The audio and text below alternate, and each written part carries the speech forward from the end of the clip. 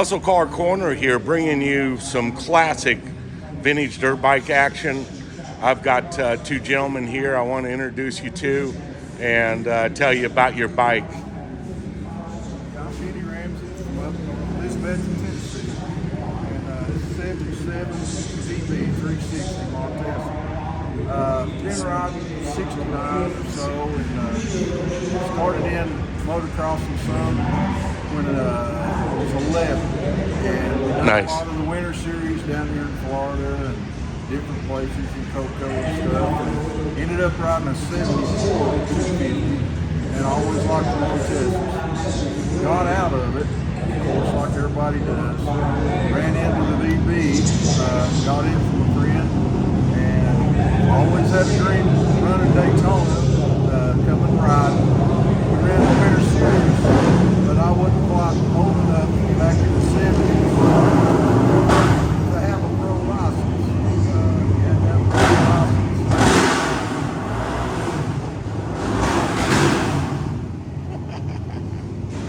You had to have a pro license. It was 250 and 500 back in the day.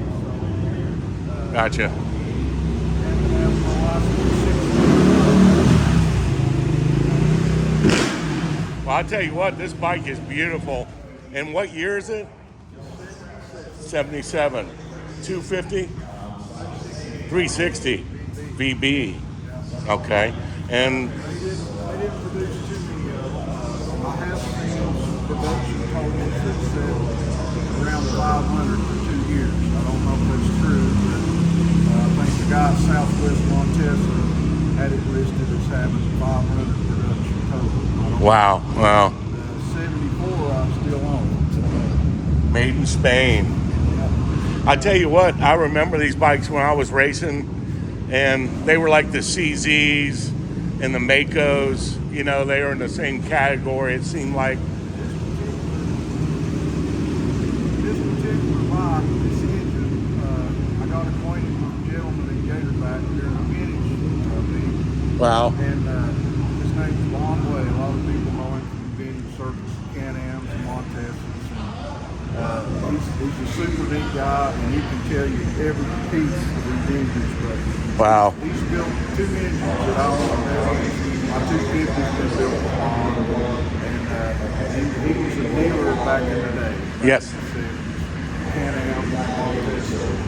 Super neat guy if you ever run into him. Anything about Montesa, he's the dude. Oh, yeah. Well, matter of fact, we were talking. He built the engine on my Can-Am 75 Can-Am 250, and I got a word from a friend that said he had all the parts, and we hooked up, and it was a 3-month project we did.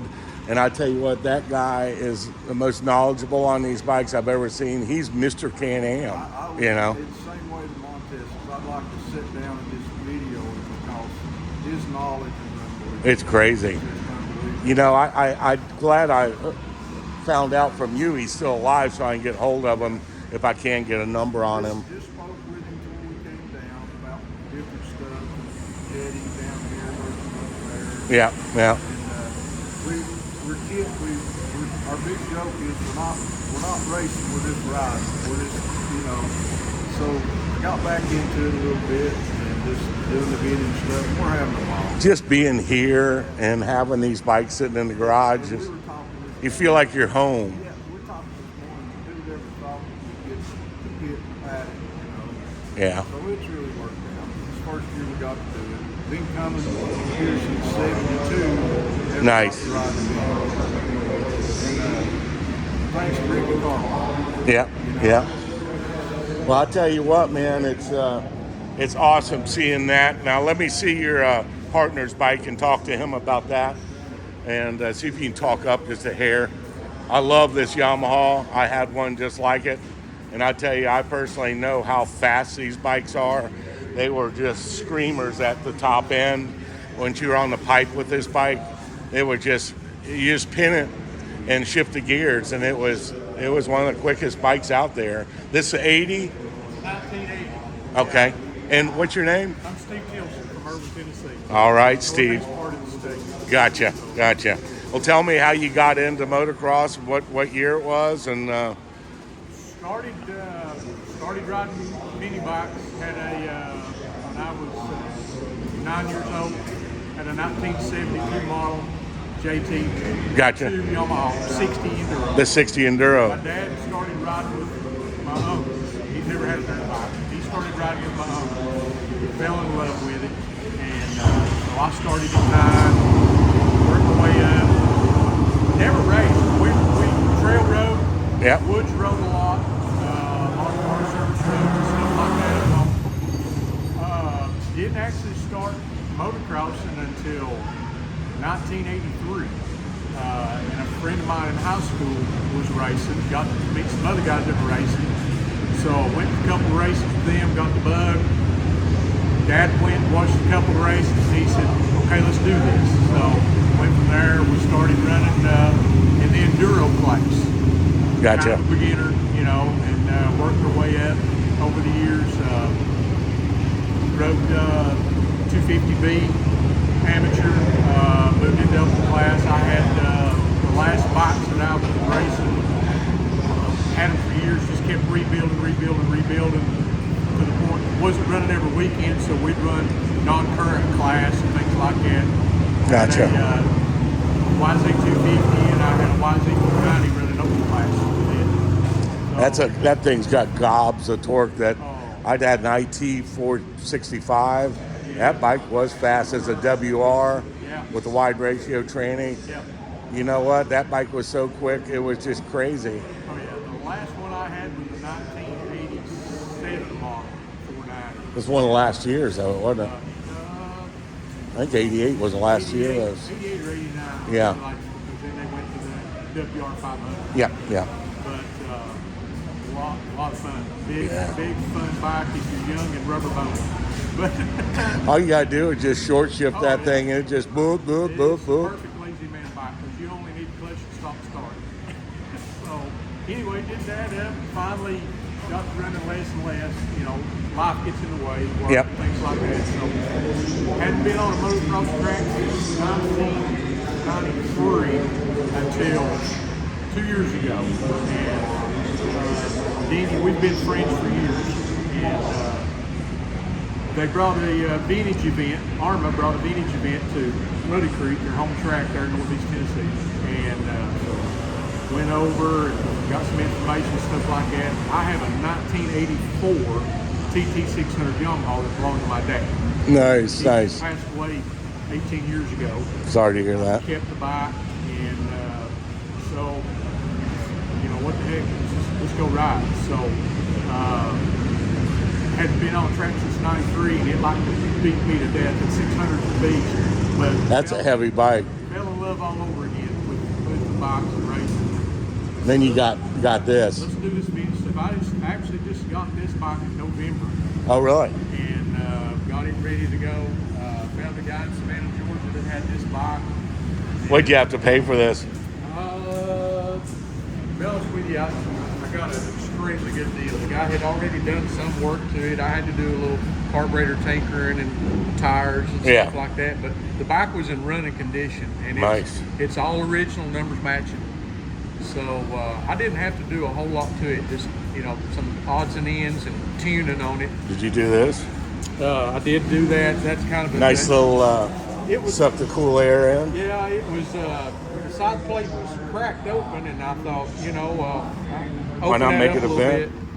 Little tricks that we did back in the day: you cut the top of the air box off, stretch a piece of pantyhose over it, so it'd suck a little more air, and different jets and carburetors, stuff like that. But it's What's that? That's your transponder. They score some. Oh, okay. Scoring down Gotcha. there. Yep. So. Well, I'll tell you what, man. Seeing you guys with these bikes has got me revved up. I tell you, I was watching it out there. I just want to be on the seat and ride this track a couple times, Yeah. It's so much fun, and it's not. I have no aspirations of being competitive. I want to have a good time, and two-strokes were always my favorites. I do. We got the BMW Adventure bikes and the Harley thing and everything, but this is a bucket list thing. I told you a while ago, we were just sitting here chilling after practice, and I said, how cool is it that we're sitting in the NASCAR garage at Daytona riding their dirt bikes? It don't get no better than that, man. No. Not for us old dirt bikers. No.